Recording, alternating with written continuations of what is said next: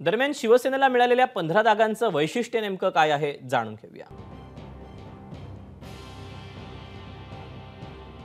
ज्या शिवसेनेला 15 जागा मिळालेल्या आहेत, या 15 जागांचं वैशिष्ट्य आपण जाणून घेणार आहोत। तर दुसरीकडे आता पालघरचा उमेदवार देखील आज संध्याकाळपर्यंत त्याची घोषणा केली जाऊ शकते अशी माहिती मिळते।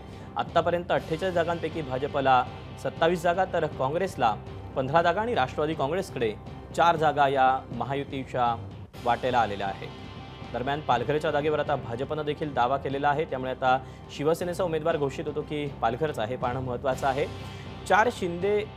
4 खासदारांना शिंदे शिवसेनेनं डावललेलं आहे, ज्यामध्ये भावना गवळी यवतमाळ वाशिम, त्यासोबतच कृपाल तुमाने रामटेकचे, हेमंत पाटील परभणीचे, तर गजानन कीर्तीकर मुंबई उत्तर पश्चिमचे खासदार यांना डावलून वेगळे उमेदवार या जागांवर घोषित करण्यात आलेले आहेत।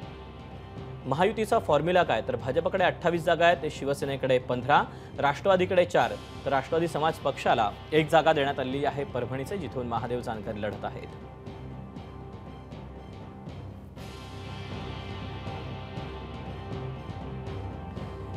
शिंदेंच्या शिवसेनेमध्ये 15 पैकी 7 नवे चेहरे देण्यात आलेले आहेत, ज्यामध्ये राजू पारवे रामटेकचे, राजश्री पाटील यवतमाळ वाशिमचे उमेदवार, संदीपान भुमरे संभाजीनगरचे उमेदवार, तर बाबूराव कदम हिंगोलीचे उमेदवार।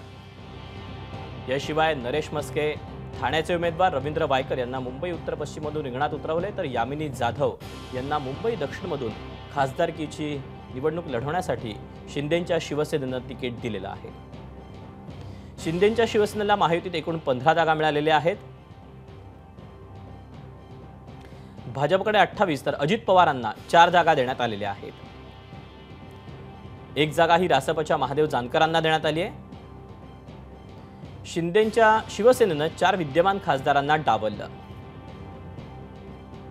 भावना गवळी, कृपाल तुमाने, हेमंत पाटील यांना डावलण्यात आलं, यांना तिकीट देण्यात आलेलं नाही। गजानन कीर्तीकरांनी स्वतःहून माघार घेतल्याची माहिती आहे।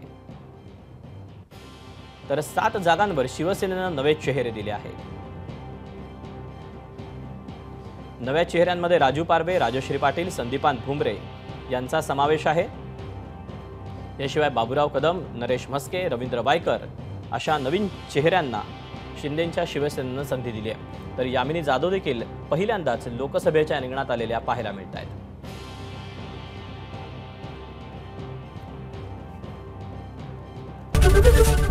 एबीपी माझा, उघडा डोळे बघा नीट।